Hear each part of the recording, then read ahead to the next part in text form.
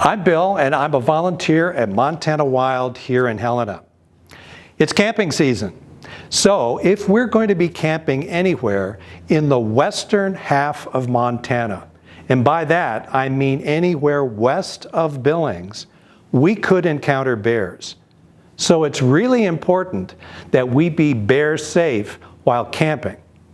And by that, the most important thing is we need to avoid attracting bears to our campsite. Now keep in mind that bears use their noses to navigate. Their sense of smell is extremely strong, and they go out looking and smelling for things that might be good to eat. So what we're going to talk about today is some of the smelly things that we might have in a campground.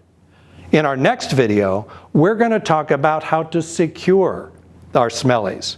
It's essential that we secure our smellies, keep them away from bears when we're asleep at night or when we're away from the camp during the day. So let's talk a little bit about some of the smellies that we might have in a campsite. Well, first thing that comes to mind obviously is food. So any kind of food is going to be a smelly. And we extend that also to candy, gum, and Tic Tacs. Anything that might smell and attract a bear. We're also going to include empties.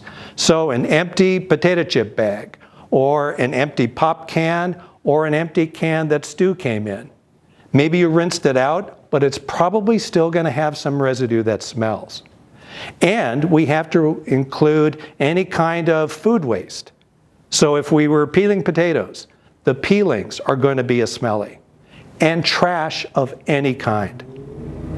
Now, if we've had our meal and we've washed our dishes, we've got dishwater. The thing about dishwater is that it is like soup for a bear. Very, very attractive. It has spices, it has floaters, it has oils, so we have to be extremely careful with the dishwater. If we're in a campground that has any kind of a toilet, we pour the dishwater down the toilet. The smell is gone. In the backcountry, we really only have one option, and that is to walk 100 yards away from where we sleep and broadcast the dishwater. I don't know about you, but when I'm cooking and eating around a campsite, it's pretty common for me to get food on my clothes. So I have to think ahead and plan. I'm going to take off my shirt that might have spaghetti sauce on it because I don't want to get into the tent smelling like spaghetti sauce.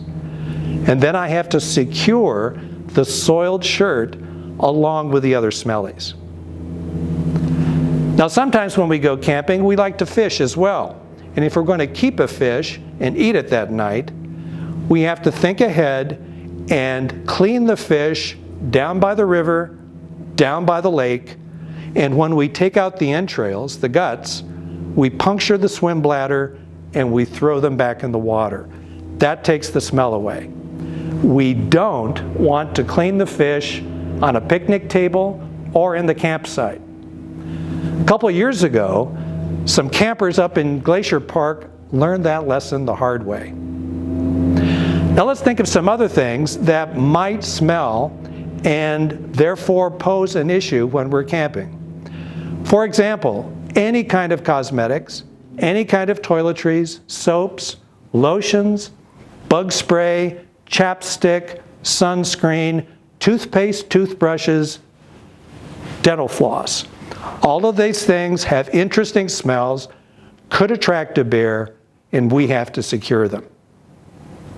So you get the idea.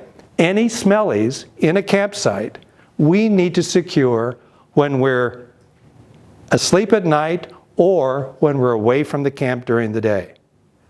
Now in the next program, we're going to take a look at some of the options for securing smellies. In the meantime, I'm wishing you happy camping, and I really look forward to seeing you on the trail this summer.